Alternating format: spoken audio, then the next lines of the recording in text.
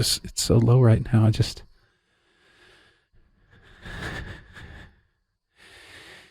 need to raise this microphone up just a touch. Keep doing that. It's raising. Get up there, microphone, not penis. Oh, there we go. That's wonderful. Perfect. Back in the old days where it would just sit right there on my face. The microphone, that is. It's pure comedy gold.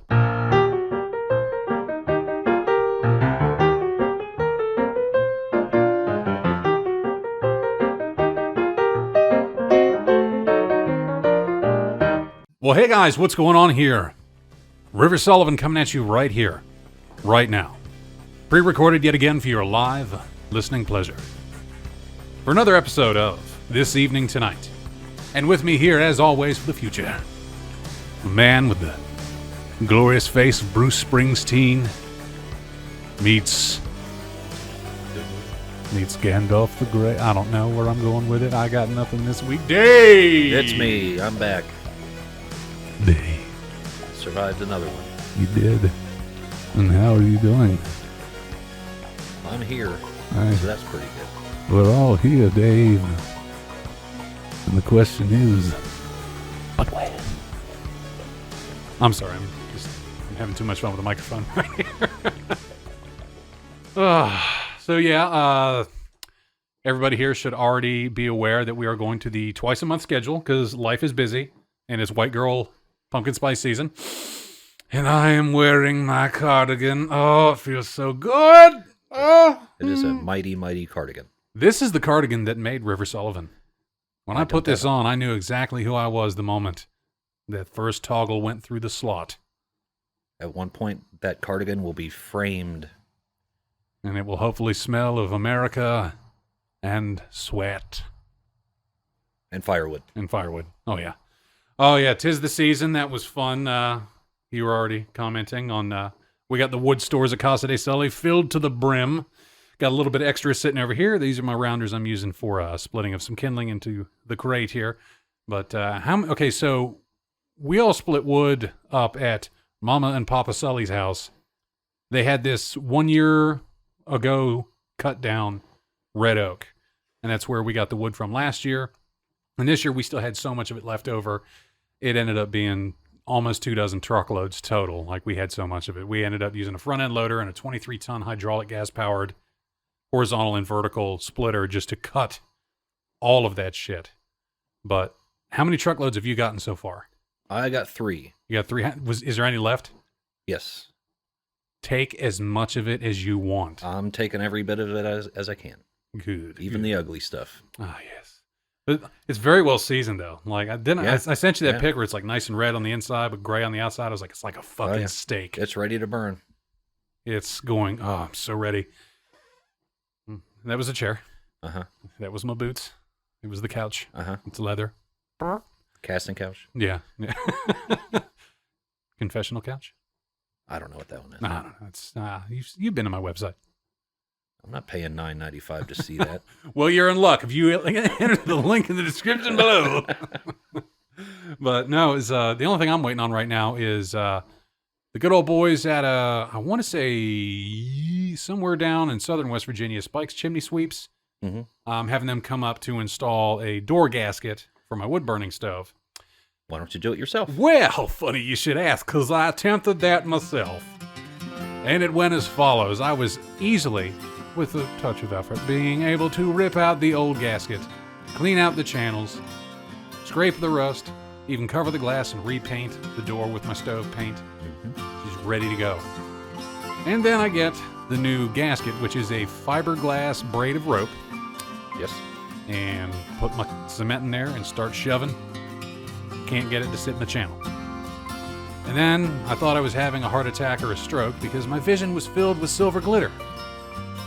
And that silver glitter, Dave, was not oxygen was not oxygen deprivation of my brain. It was inhalants.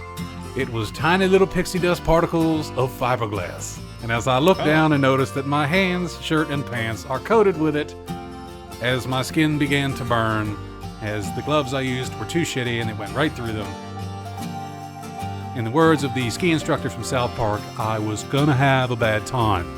And I did. And I went, nope, and wrapped it up in a Walmart bag and called the guys at Spikes, and they said it was gonna be like $65 for the labor, and that's all they charge. They're not going to charge you to come all the way up here? Nope. They said $65 is a service call, and that covers the first hour. Nice. Could have been $85. Still, in the grand scheme of things, I'm not inhaling a shitload of fiberglass and or fucking it up to the point where the house burns down, so I'll take it. Now, I've been called a genius a couple times, mostly By yourself. by myself. But how I would do it, If you say take the door off, you're absolutely right. well, you should take the door off and do it. I However, I would take some 2x4s and make a box to go around the frame where the braid sits in the channel. And I would ask my buddy Dave to borrow some clamps, and I would clamp that sucker down until that cement fixes it in the channel. It wasn't the amount of the pressure. It was the initial pinpoint pressure to get it To stick in there. into the channel, Yeah. because it's 3/4 inch, and the channel's only half an inch. But they're like, Yeah. no, this is what you're supposed to get. And So it you gotta doesn't- stuff it. Yeah, it doesn't want to sit in there. Yeah. But if you You know what we should do? We'll make our own door. time and pressure, We'll make our own door out of that excess roof metal we got. We'll cut a little window in it. I think that, especially since it's coated, We got some old windows in there. We'll take the glass out. you don't want to be anywhere near that stuff when it starts getting over about 450 degrees. We'll just build a frame out of It's 2x4. just going to start smoking off, and all those fumes from that paint that's on it. Yeah. Yeah. Those You know, delicious fumes. What does that smell? I think that smells like mesothelioma. Smells like a paycheck to some people.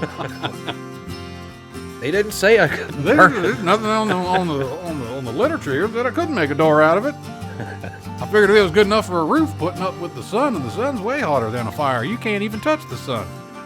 It's perfect. I reach up all the time, burnt myself. It's crazy. It's hot. It's hot up there. Yeah. Super hot.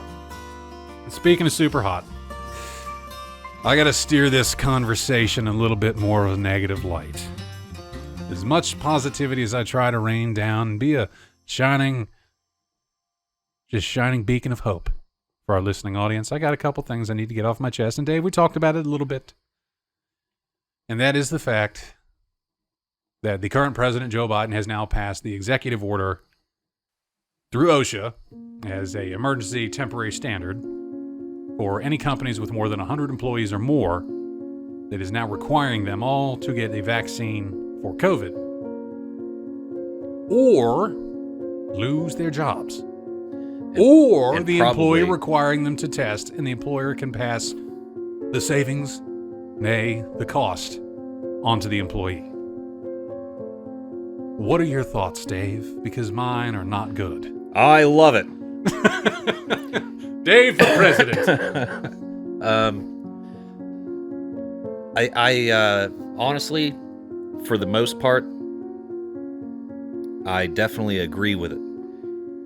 The manner in which it's being instituted, I disagree with, and especially passing the savings down. Yeah, You're welcome. Extravafesta Save-a-thon. Making people pay for the tests over and over and over, I think that's a bit much. But when it comes to, you have to go to work, so you have to be in a building, generally speaking, with people who may or may not be carrying a virus. Makes sense to stipulate that anybody who has to go to work in a building where they might catch a virus should probably have a vaccine for the virus, so they don't take it home and get their family sick. Makes sense to me. On the federal level, because that's like how it first started, it was the federal mandate for the federal employees. Federal employees, but now it's all employees with companies of over 100 employees. I didn't really understand why they would make a federal mandate first, because the federal government employs such a crazy array of people. I think the federal workforce is a huge part of the workforce in general. Well, not a huge part, but I mean a decent percentage. Well, think about, like, the federal government employs people that work completely alone 100% of the time. That's true. I couldn't tell you who. I think they're called operatives. Everyone, yeah. According to the executive order, it was everybody under the executive branch, which I was like, okay. that's probably not much. Nope, Well, it's I don't a like lot. to read, so It is a lot. Everything under, I know, the Department of Justice, like ATF, DEA, FBI, CIA, U.S. Marshals, Border Patrol, ICE, Federal Bureau of Prisons, and then originally the United States Postal Service, which they rescinded that for the Postal Service. They said, no, you guys don't have to get it. Because right now, currently, is a huge kickback from not only federal but private sector employers that they're like, we do not want it. Like, a lot of people are very pro-choice on it, but I kind of got a giggle when I saw that, okay, the Postal Service doesn't have to get it, which reading between the lines is going, well, they realized that they would probably be losing most of their workforce, and then the mail would never get delivered. Because that's one thing, though, that got me was like, okay, so you look at the Delta variant of COVID. Do you know what makes the Delta variant, why it's so contagious? Like what makes it the super contagious one? I thought it was because the airline is so efficient. Beating the shit out of people. No, the Delta variant has an added spike protein, which, like, everybody's seen the picture of what COVID looks like, the little ball with the little blorps on the side of it, but it has little spikes. Is that all the around. Scientific term? I don't know. Sure. I mean, I got a white lab coat. I can throw it on. And I'm pretty sure it was not a blorp, but a blorpus. A blorpus, correct. Indubitably. But it has a spike protein on it, which allows it to live longer. It creates an extra layer around it so the virus can survive, but it has the spikiness to it that now allows it to stick to a lot of things and survive exponentially longer than it ever could. That's why it's so contagious, is because the virus can live longer on any surface. So I was like, riddle me that one, Batman. So the United States Postal Service doesn't have to take it because they're going, they sit in the truck by themselves. They're naturally socially distanced. Yet you are in a pandemic where there's an apparent surge of a variant that can survive on almost any surface days and days, like the mail. But that's the kind of giggle I get out of it, because we go, the virus, it can't come through anything you get in Grubhub. It can't go on anything from Amazon. Like, it's all safe. I get a little chuckle out of that. And the biggest part that is pissing me off, and I will admit, it infuriates me to no end. I can tell you're all red. Yeah, that's just the fire. That's the blood pressures. I had a lot of salt for breakfast. I just take 2 big old tablespoons of salt. My doctor says it's good for me. No, it was... Who's your doctor, John Candy? Yeah, Kevorkian something or other. Huh? Oh. But R.I.P. John Candy. I'm sorry. That was a bad joke. I miss him. But this was my thing. It was the fact that I, as an essential worker, performing an essential function according to the country, we were called heroes for over a year for showing up every day and just facing this thing right on, because we had no other choice. But I was also lucky. I got to continue working. I didn't miss a paycheck. I wasn't as unfortunate as almost a third of the country that went without a job. So I am grateful for that I was able to continue working. But in working, I caught COVID. It messed me up pretty good. It took me almost 3 months to get my lungs back. My heart was inflamed. I had myocarditis. It scared the shit out of me. I didn't know if I'd be able to ever work right again. Being called a hero, and look at you, good. You're out there fighting the good fight. Heroes. Look at the medical professionals dealing with this front line the whole time, long before a vaccine had been created. Look at these heroes. Heroes work here. Heroes work there. You see it everywhere. And then all of a sudden, by the stroke of a pen, get your shit together or get fired. Hero. And I've seen umpteen videos now. It's all these nursing staff and medical staff filming themselves as they walk in and they passed their employer's deadline and they didn't get a vaccine. And they said, you don't work here. Turn your badge and your credentials in or whatever. They say, are you firing me? And they all say, just turn it in. You don't work here anymore. Are you firing me? You've been terminated. They won't physically or actually say they've been fired. They say, you don't work here. They go, well, I didn't quit. And that blows my mind. Is it just turns people on each other like that.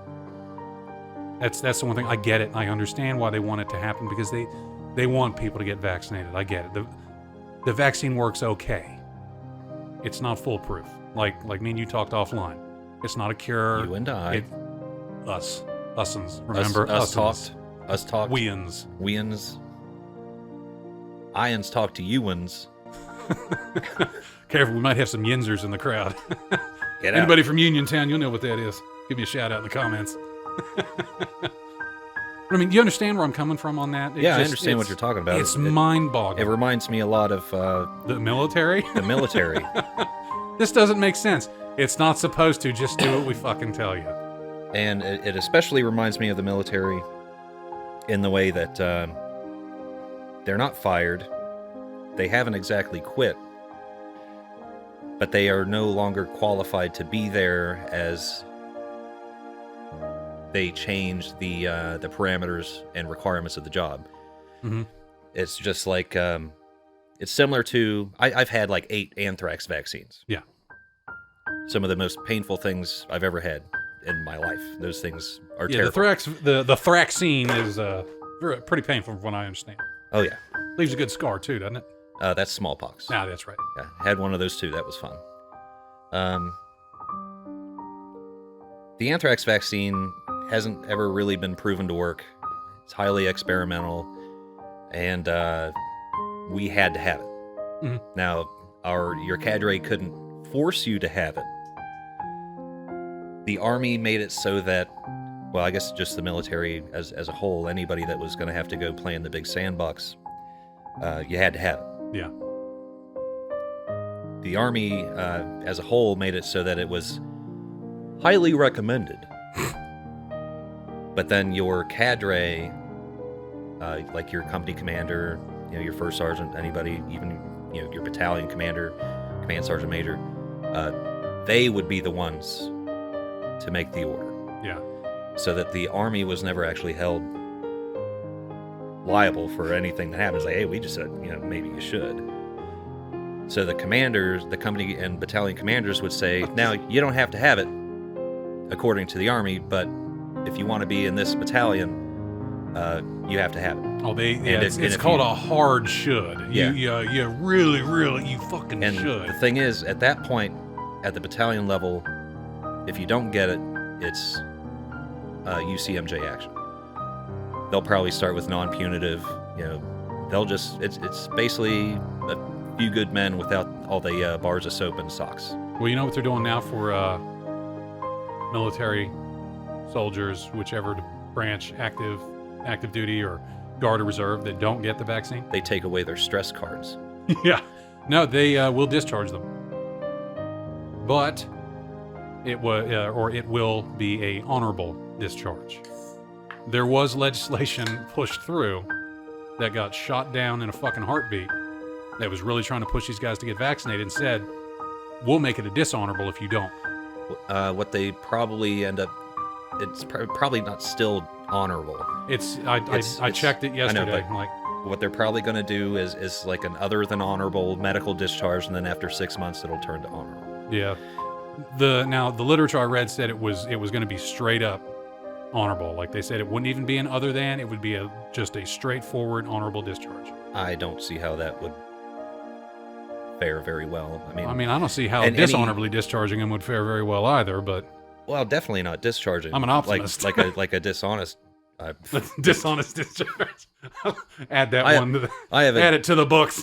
I have a dishonest discharge. That means I'm still in. I lied. Yeah, I'm totally out. Yeah, I lied about getting out. Got out years ago. Oh shit! There's these guys in the car. I gotta go. I don't see it being dishonorable, but you can't really.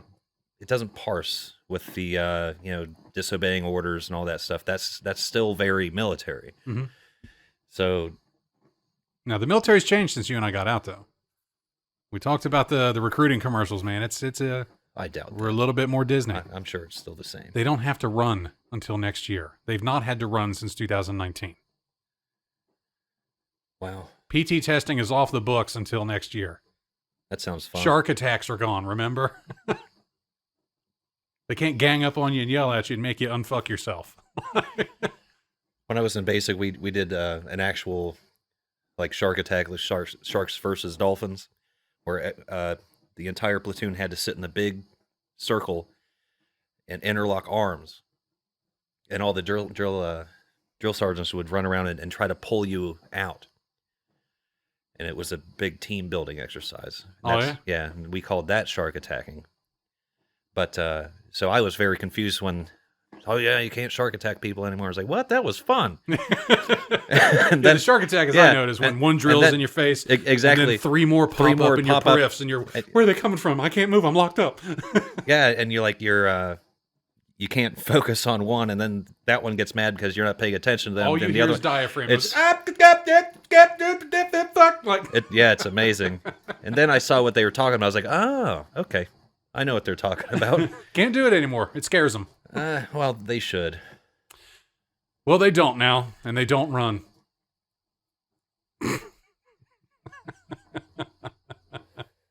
Oh, God. I can't wait. Wow. Well, back to what you're talking about. I can see how, like, we can't say you're fired because you're not necessarily... I guess it would be more of a... let's just agree that you're not allowed to be in a hospital if you could be a carrier type situation. If you work in a hospital and you don't believe in vaccines, I think maybe you've got... You might have some... I don't know if it's they're not believing in the vaccine. It's they always believed in they had the choice. You look at it, there's non-military people but growing up with a free choice their entire life. River, we've never had a choice. They don't know that. Don't say that too loud, Dave. They don't know that. You've never had a choice. Ever since you've been in kindergarten, you have had to be vaccinated. If you try to go to college, you have to have a whole lot more vaccinations. Now they require I think the hepatitis vaccine, meningococcal vaccines. Yeah, I had to have like Hep B and Hep C vaccines to start my job. Like requiring vaccination has been in this country since I think 1948, and it's not new.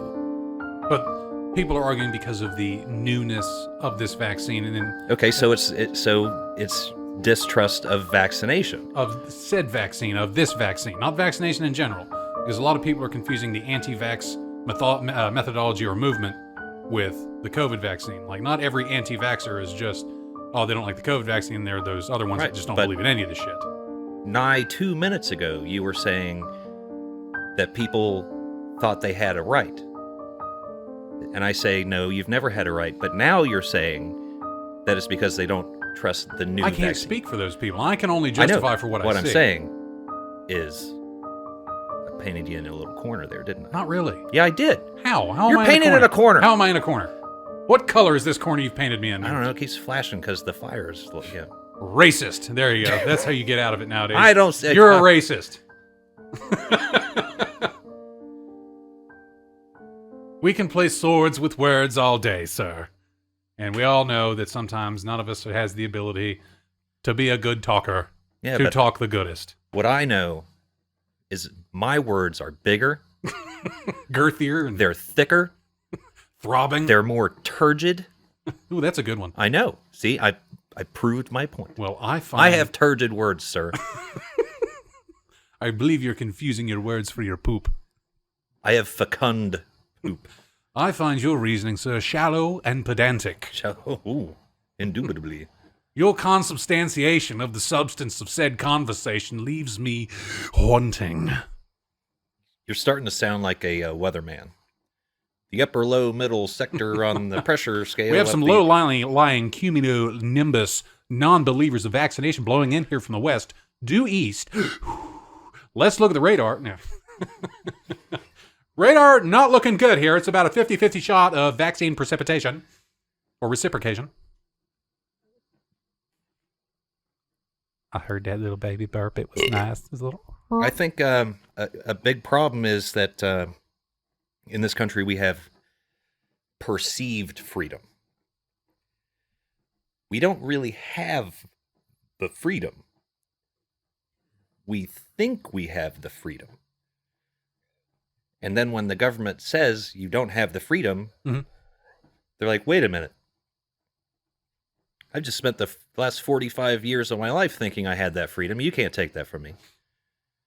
But you've never had the freedom. Freedom, yeah. I mean, I'm trying to remember the book I'd read years ago. I want to say it was like a James Wesley Rawls thing, where he said, everybody talks about how free we are as a country. He said, yeah, believe you're free all day. Go walk into a restaurant, light up a cigarette, and see what happens. Yeah, exactly. Show you how free you are. You're not free. We're not free. Imagine now, I'm pretty free as a landowner. I can do damn near anything I want. You're even reason. worse off as a landowner. My history teacher... Because now you have to have your home insurance. You have to pay your property taxes. If you own your vehicles, you got to pay your a privilege tax. Privilege tax. That's when you pay your taxes on your vehicles. It doesn't matter if you drive them or not. Property tax. Yeah, that's because, especially in this great state of West Virginia, Big Jim's getting rid of it allegedly. Driving is a privilege. I see a lot of fat people on bicycles in this state too, so I don't know what that has to do with the argument, but it's just an observation I've made. Basically, you have the privilege, since we have almost no public transportation. You have the privilege of not having... You got the PRT. We got Mountain Line. Friend of mine, Doug, is about to be a supervisor for Mountain Line, by the way. What I'm saying... Congratulations, Doug. ...is you just have the privilege of not having to walk your happy ass to work every day. Or a horse. Try parking a horse all day in today's day and age. I think it'd be awesome. He's a good horse. He's going to know what to do. You don't have to do anything. It's better than a Tesla. Where are you going to find a hitching post down at the Walmart? It's called the little sign right there, the little handicap stall sign. You know, where they put the cart corral. It's perfect. Where are you gonna... Just a big cart corral. It's the perfect size for a horse, Dave. You've painted yourself into a corner. Who's the painting man now? Come on, you know owning a horse would be pretty cool. When the world goes to shit, we're all going to be driving horses anyway. It wouldn't be cool. Yeah. You get to name it. And it, unlike my truck that I've named, at least the horse will come when you call it. Horses take a lot of work, River. A lot of work. So does survival. And they poop everywhere. And then we can use that poop and compost it and plant my garden with it. Sturdy turds. Just hang a little planter right off its hind end. Genius. Let's take it to Shark Tank. Eliminate the middleman. Just draw up some plans. 5-gallon Lowe's bucket tied off on a tail, just filling full of shit. Got a tomato plant coming out of it. Have that British guy will sign off on it, I'm sure. Feed bucket on the front and a feed bucket on the back. It's like the human centipede, except it's just a horse with a feed and ass bucket. Brilliant. Yeah. Great ideas are born here. I'm pretty sure that's how McDonald's sees most people. Big old money mouths. Just always eating and feeding and shitting. Would you hand me my Oktoberfest out of said cooler, sir? I think Tara will. Oh my god. Tara, can you do that? I can do it. It's over next to Dave. It's right here. Oh. I don't know. I was just hoping maybe somebody who wasn't on the effing show could, help out a little bit. We're not to the level where we have like a best boy or a key grip, whatever they call it, gaffers. I don't know. Oh, but speaking of news for things like having best boys and key grips, I'll let you continue then. I'll do my thing. My point is that since the 1948, when I think it was 1948, when we had the first compulsory vaccination or immunization laws put in place in this polio, for polio, we have never had a choice. When people are dying, I'm not sure if it's a choice I'd mind giving up. Yeah. You know, generally the people, even because the vaccine, it's not an end all be all. It doesn't mean you're not going to get it. You could still get it. There's like a 60 or you're like 68% chance that you won't ever get it. But then if you do get it, your chances of not having severe symptoms is super high. Now there's still outliers, but that's because even if you have the immunization and you don't go back to get a test to see if it took, which 98% of the people that have the vaccination have no idea if it took or not. I'm pretty sure mine took because the second vaccination, I had a strong reaction to it, which generally means that the first vaccination took and my body fought against the second one. Yeah. Which is what it's supposed to do. What it's supposed to do. That's good. A lot of people have no idea. They get the shots. They think they're good. But the mRNA vaccinations, they have to be kept incredibly cold. But they can't be put into your body at negative 263 degrees Celsius. Yeah. So they have to be brought up to temperature, but as soon as they're brought up to temperature, they start to deteriorate within like 20 minutes. Pfizer had one of the lowest freezing points that it could be kept at, and I believe Johnson & Johnson beat them out. Like it could be kept at like 30 degrees and be okay, but they were having issues with Johnson & Johnson. I think the one of lowest... them is actually like very sustainable.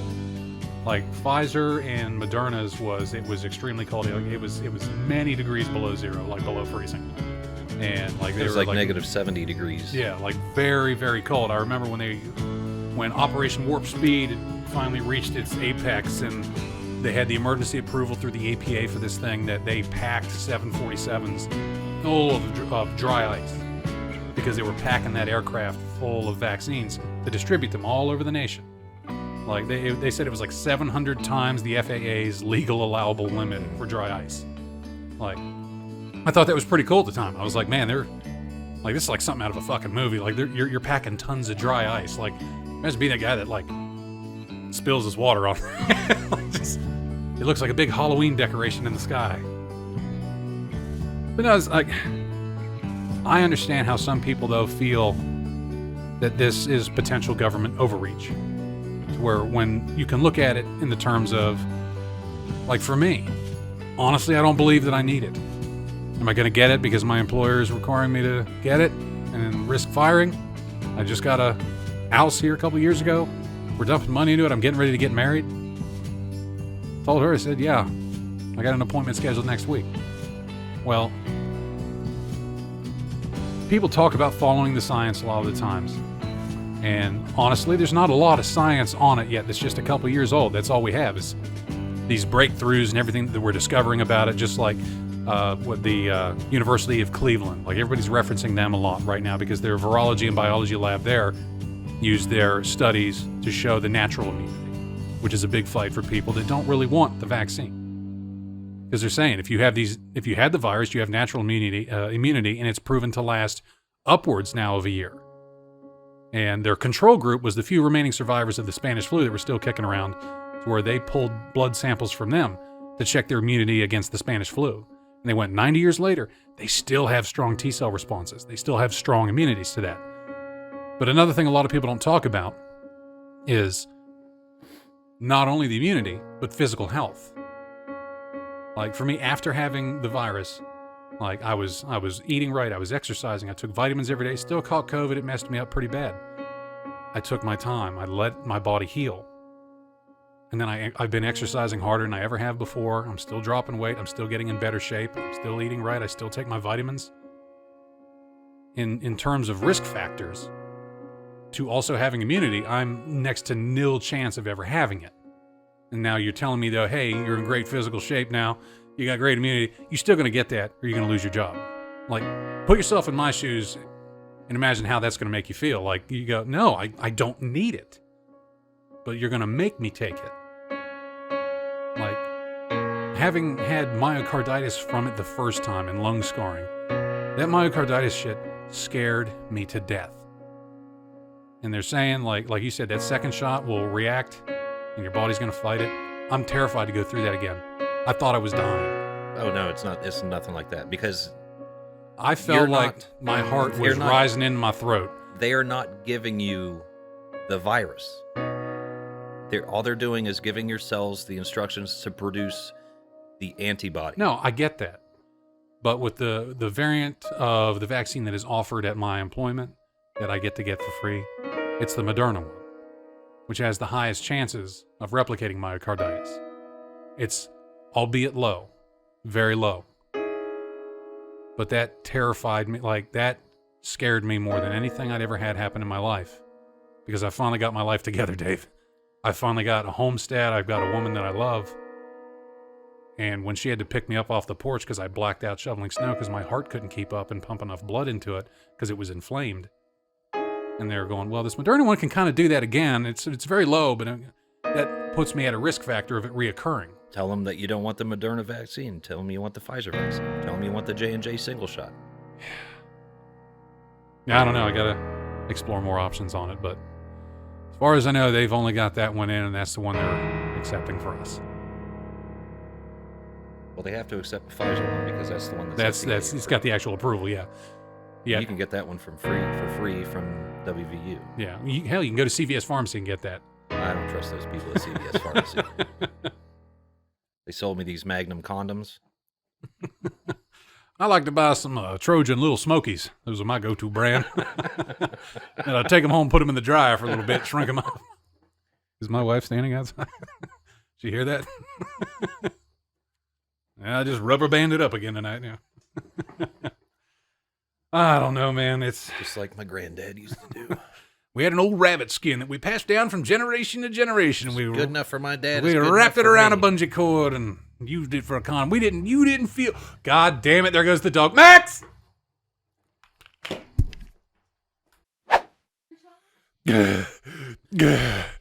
Okay, we're back. So sorry about that little snafu there, everybody. We just had good old Max, probably running away from Cat Damon. My fat ass is just slightly moist right now. Not a whole lot of sweaty, but just enough to know it's there. Yeah, we were sitting here, and I see my beautiful German Shepherd, who has all the love, attention, food, bedding, water, more treats than probably me and her ever have for ourselves in the house. Her and I. Ussens. Just spoiled rotten. Takes off like a bullet up our driveway, and down the happy road he goes. But unfortunately for us, we are only about a mile from a major interstate, so it was a little bit nerve-wracking, especially for her, because she's blaming herself. Not her fault, because the dog just, they have the ability to push a door open. Because they're like that. But long story short, he's back. We got him back. How long did that take? 37 hours. Yeah, it was about an hour at least that we were out there looking. But we got him back. And as the twilight now is upon us, the solar lights in the building have all kicked on. The fire's rip-roaring and ready to go here. Comfy. You guys ever hear that little in the background? That's the fire. That's the flames of the building fireplace just licking. The microphone was just over there cooking up stories. Just warming hearts and souls and toasting your brain a little bit. Where the hell did we leave off? They will catch your pants on fire if you stand too close. Where did we leave off? I don't even remember. I believe you were about to concede to my point. Oh, no. We were probably about to concede that St. Sturgill was right. Oh, you said St. Sturgill. We got a drink. There we go. Thank you, Sturgill Simpson. We prayed to St. Sturgill to return our beloved Max to us, and yay, did he arrive. Safely, yet covered with unknown wet substances. I'm hoping it was all water and dew. Last time he ran off, he came back covered in mud, looking like a wet Wookiee. But nay, he is back. Praise be. Sturgill Simpson. Sturgill. We'll have to practice that. Yeah, there should be like a Lord's Prayer, but it'd be like, St. Sturgill's Prayer, Gregorian chant type thing. Bless me, Sturgill, for I have sinned. I listened to hip-hop today instead of your country. I spilled a beer. I drank the devil's water, known as a seltzer, and I thought it was delicious. It was a sin. We ended up talking about how you're for getting the vaccine, for the mandate for the right reasons. Not like, oh, yay, tyranny and oppression and do what the government tells you to. Oh, no, I'm not a fan of the government. I'm not a fan of tyranny in any sorts because it's stupid. Government is stupid, but also people are generally stupid. People are generally stupid. And yeah, that's where we were, was me is a free-thinking, red-blooded American who takes care of himself for the most part, health-wise and psychologically and mentally and emotionally and spiritually. Like, I feel like I'm in pretty good shape for getting close to 40. Yet, big government is telling me, get the shit. Mm-hmm. Even though you have immunity, we don't care. Get the shit. Or don't have a job. And that's where I'm at on it, where I said, okay, yeah, I set up the appointment. I'm going to go get one because I like getting money. I like my money. I like my job. Gotta have it. This is America. Originally, I was going to make a stand on it, like a hard stand. It was just going to be like, nope, I'm going to make you fire me. I'm going to go through all the hoops and the lawsuits and all that. And I've seen people do things like this in the past in my other job and other jobs that I'd worked at prior. But and it turns out for them like, I don't have good luck. No, I think in this instance, old big government gonna win. Mm-hmm. Like a lot of people want to tell me, they go, "Oh, you got to fight this, you got to fight that. I'm gonna fight them all to the bitter end." Like, who are you gonna fight? There's not a physical entity that you can engage in to win. And the closest thing that you have to a physical entity to fight against has much better lawyers than you do. Yeah. Oh, yeah, I know. So let's get off the old negativity train here, and let's see if we can find ourselves. We can squeeze out a little bit of positive. I don't feel so negative about it. I do. Yeah, makes me sad. we disagree on it, but We do. I don't. But hearing my reasonings bad behind about it, do you empathize, though, with the fact that it does make me feel the way that it makes me feel? I think it sucks that you have to get it to keep your job. Yeah, but it makes me sad that you're not more Enthusiastic about getting it. I mean, nobody's enthusiastic. Like, you're not enthusiastic about anything. You're not enthusiastic about the pandemic. You're not going to be enthusiastic about enthusiasm is a word that is long left. Protecting yourself against the pandemic. It sucks. The whole situation sucks. But you're not getting vaccines mandated upon you because it's not your choice. But it's not my choice, Dave. I know, but hear me out, you big, beautiful bastard. The vaccines are being mandated because it's not you. How do you say this? It's not like abortion. It's not my body, my right. Yeah, I know. It's not my body, or it's my body, not my choice. Exactly. It's not your choice. Because if you become a vector, which is, pathologically speaking, a vector is a method of transference of any disease. If you become a vector, you become, in a community, a very, what would Trump say? Bad hombre. I never thought I'd ever hear you do a Trump reference. I read some stuff. Bad hombre. The thing is, like, you're taking their choice. Like, nobody gets a choice to not get sick. Mm-hmm. My father is a very good Christian man, and he actually thinks that he can will himself. Is he a Christian Scientist or Jehovah's Witness or something like that? He's not much of a scientist. Well, Christian Scientists are the ones that the only real medical expertise that they use is optometrists, dental, people like, No, my dad was a lineman for like 37 years. He's not a scientist. He's just he reads his Bible and he believes what it says, and the Bible says that if you allow yourself to be sick, then you'll be sick. Yeah.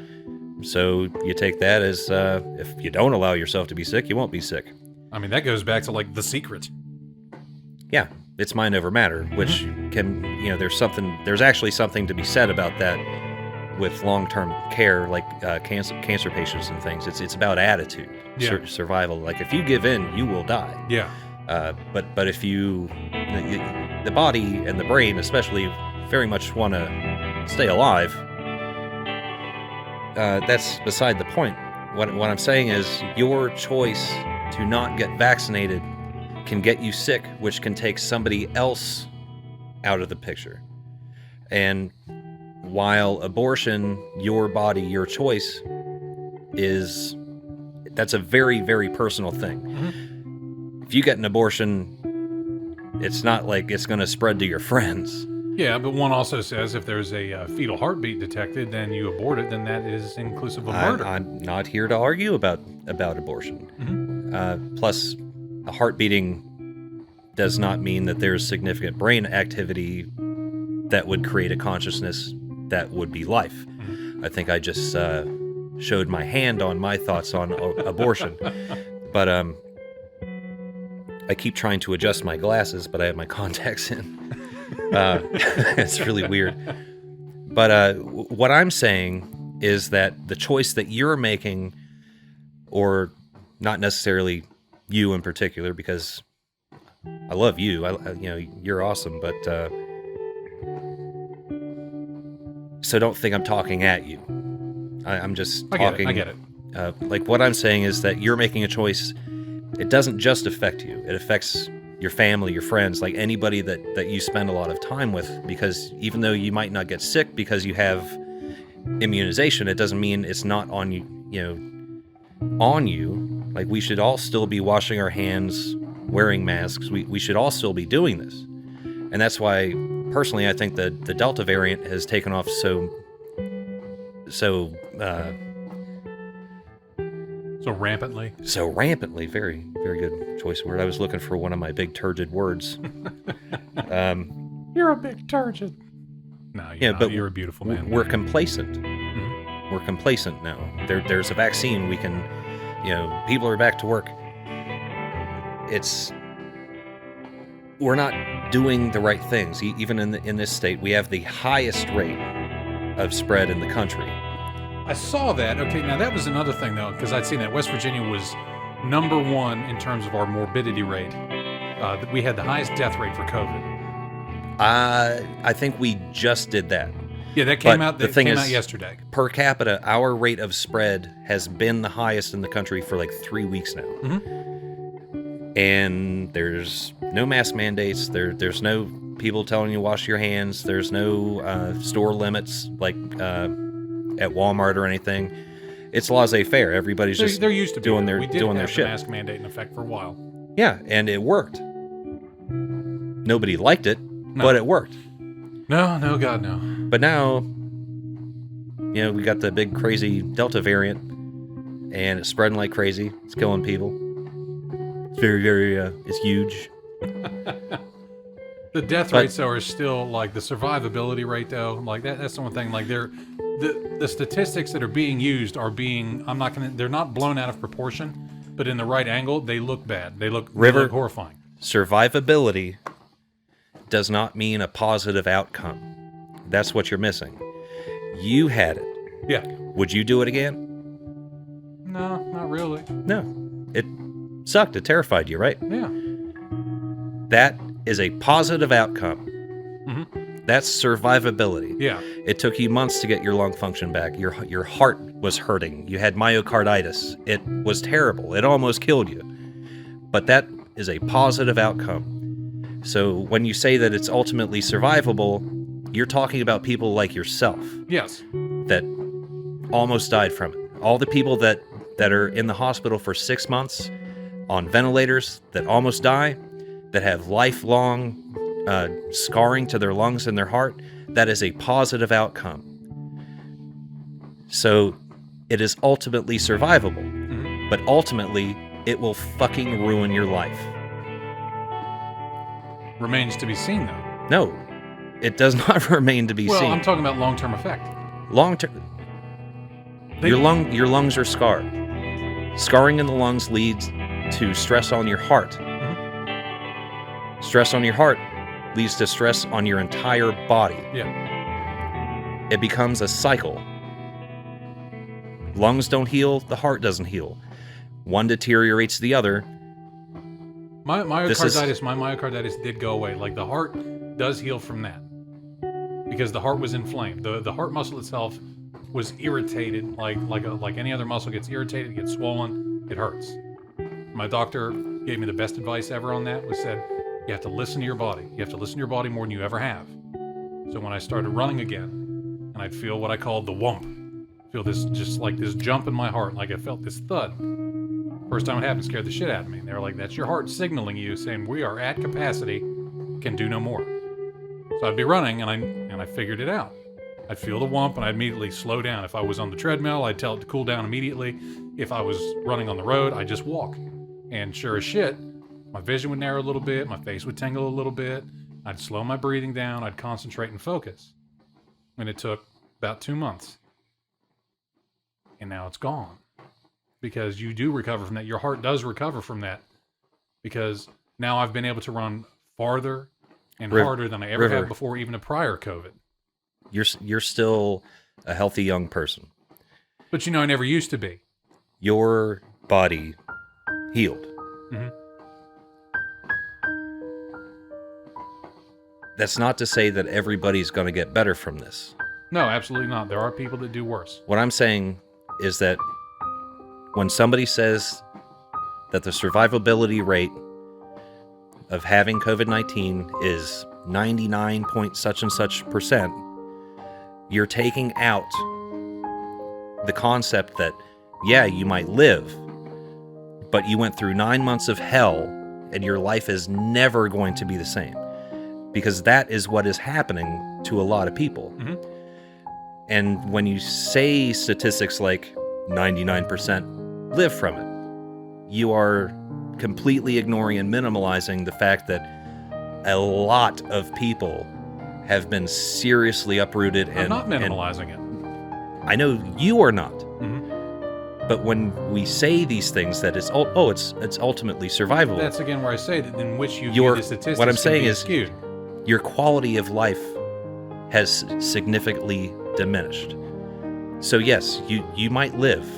You're probably going to live. Mm-hmm. But it's like a Pyrrhic victory.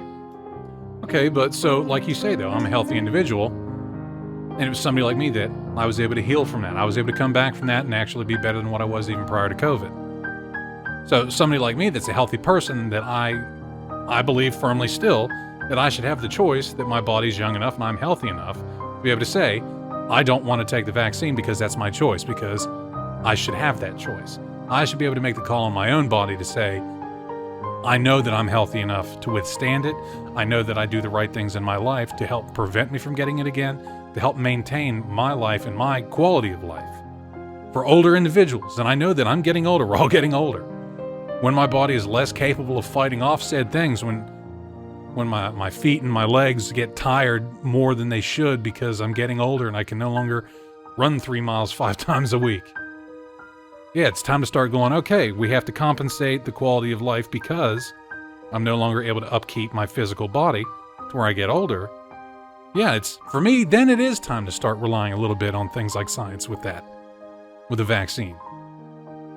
Is your position that you can be so healthy and work out so much that you can be surrounded by vectors carrying COVID-19 and you will not get it? I believe that I am healthy enough and I live healthy enough that my body still can retain the capability to fight it off. But you already were that.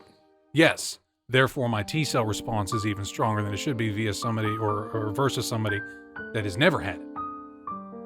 When I get checked every couple of months and they go, just as strong as when you had it. How long ago did you have it? I said, December of 2020.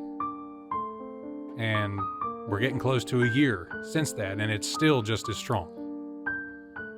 But the choice ultimately has been taken away from me.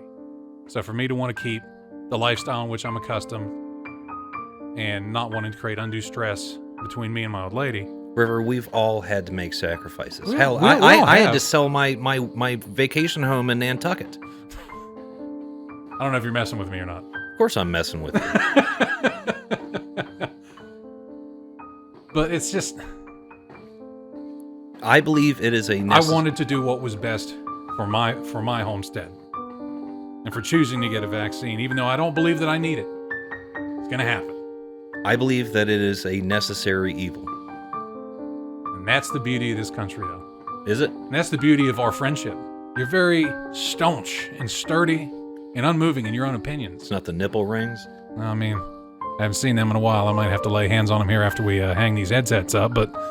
Or like a evangelist. You're going to lay hands Yeah, I'm on going to lay them? hands on you. I'm going to give you the spirit. Take the devil out of me. I'm going to show you the unholy serpent. What? I don't want to see that. But no, that's the beauty of this, guys. Like, I know that there's people I'm going to talk to off of this and be like, Dave was fucking wrong, or River, you're an idiot. Dave's a socialist. That's the beauty of Yeah. this show. That's the beauty Yeah. of this country. That's the beauty of it all. That, yeah, we might have a compromised freedom, or me, I still believe we're pretty fucking free. Freedom's all in the eye of the beholder. I know you're really struggling over there to contain yourself, Dave, but that's the thing. That on paper, me and you should be mortal fucking enemies. We should be drawing swords at sunset or pistols at dawn. Yet you can disagree, and I can disagree with you. I'm going to say this about our freedom. Piano music. We are free to work our lives away in America to achieve something that is statistically impossible for most of us, the so-called American dream. Mm-hmm. We have a higher standard of living in the United States than anywhere else in the world. Oh, no, take this building. No, Take this you building. shut up, River. I'm agreeing with you. I'm talking. I'm agreeing with you. We don't say shut up in his family, sir. I'm not in your family. Oh, yeah, you are. Brother from other mothers? Remember that? Yeah, that's true. Okay. The Millipur?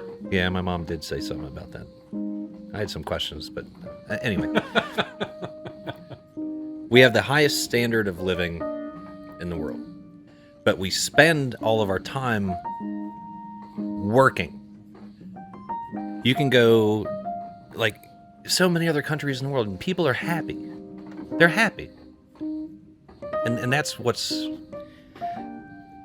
America, you're free to work and pay your taxes and not cause a big fuss. I think that's about the extent of it. You're free to be a good citizen until you're not, and then you're going to be dealt with. But being a good citizen until you're not, though, was something Mr. Bradley was my one of my old one of my old history teachers. And he always told me, he made a fist. Said, these are my rights. Look at me. And he's like this, just punching and swishing in the air. He said, I can do anything I want with these rights. And he walked over and touched somebody. And he punched a kid. Punched a kid right in the face. He said, now my rights have infringed upon theirs. My rights end where they start to enter the rights of another human being. And I've always loved that phrase. So, but to boil it down for that things is like... that is a very Satanist point of view. Maybe American. I mean, I'm just going to say American right now. Well, that's why they call us the Great Satan. Satin, our silky lord. But anyway, Silky smooth. anyway, it was like, good job. She's mastered the tripwire. Other countries don't have the standard of living, No, yeah. but they have a higher quality of life. And those are two very different things. As Americans, we quantify our quality of life based upon the quantity of substance, physical things Yeah. that we have. We express our enjoyment of life by buying shit. I don't know about that. I definitely used it to fill the hole in my soul, at least for an hour or two, by getting a new Amazon package. Like, oh, I got a soap dish today. Oh, it's so good. Oh, there's the emptiness. Little consumer therapy there. Yeah, look, feels good. Yeah, that's Like a guilty pleasure of mine for years That's was, America. Was going to the old Dollar General and be like, I could buy almost anything America I in want. a heartbeat there. Consumerism. Buy some shit, you'll feel Consume. Yes. better. Buy some freedom fries. Ah, delicious. Buy a new Buick so the terrorists don't But win. the other thing, though, that's truly American for me is work. You can look at work one of two ways. Like I talked to a guy a while back, and he said, just imagine, man, there's guys on fucking hammocks somewhere living their best life, this and that. I said, I look at it this way. And it's mainly, I think, because how we are raised as Americans, is I'm proud to work. We don't always have to love our job. We don't always have to like it. But I enjoy the fact that I have somewhat of a purpose. If we got real introspective with ourselves, we go, this really isn't my best purpose. It's not as fulfilling as I was hoping. Like this show. I would love for this to be my purpose for the rest of my life. I would love it if this could provide, a mortgage payment. It may one day, it probably won't. And that's not me being a pessimist, that's me being a realist. But I fully plan. Me and her have already talked. After 30 years, it will have worked when we are eligible for retirement. We're not just going to stop. Because that was the thing I know in like a lot of professions is most guys that work their whole lives, they get a pension, and they don't last very long in a heavy career that demands a lot of activity. Where you go from all that and then you just drink yourself or you eat yourself to death and you don't make it. Just because you become sedentary. Like you lose all purpose just because you don't want to do anything and you think that's what retirement is. Me and her, we fully plan on buying our own food truck and starting a little business and working that probably until we fucking die. But it'll be something we both enjoy. Like it'll be, our retirement is to be able to continue to be active and be working, not really just to pay a house payment, because God, I hope the house is paid off before then, but to still have a purpose after your primary purpose that you've dedicated most of your life to that they call a career. Like it's almost a romantic idea in my eyes to be able to go, you know what? I worked. I used the meat and potatoes of my life to accomplish a mission that I believed in. And then to be able to leave that and then just do something that is still work, but it's something that I enjoy, to still work with my hands and still work around people and be because I am a people person, but to be able to truly serve people, whether it be just food or a drink, like that's what I look forward to. You'd be a really, really fun bartender. I bartended for a little while years and years ago in Montana. Actually had my own bar in a 5-bedroom house there. We'd have house parties. Even had the little sleeve holders up here on my arms, keep my sleeves from going into the drinks. Just stand there with a rag, rubbing the counter. Wouldn't be anybody in the house but me and my roommates. We'd be just sitting there drinking. Montana, huh? And I just... Like, why don't you shake that cold off? Have some whiskey. Well, guys, that is all the time we have here for you tonight. We thank you so much for tuning in here and listening to both sides of this whole whirlwind of debate that we had tonight. It was a really good episode, I think. I think this is going to turn out well. Yeah, I hope so. But until we see you here, guys, next time, we hope to find you happier, healthier, and just a little bit less bitter in life. But until we see you next time, thanks for stopping by, thanks for tuning in, and peace out.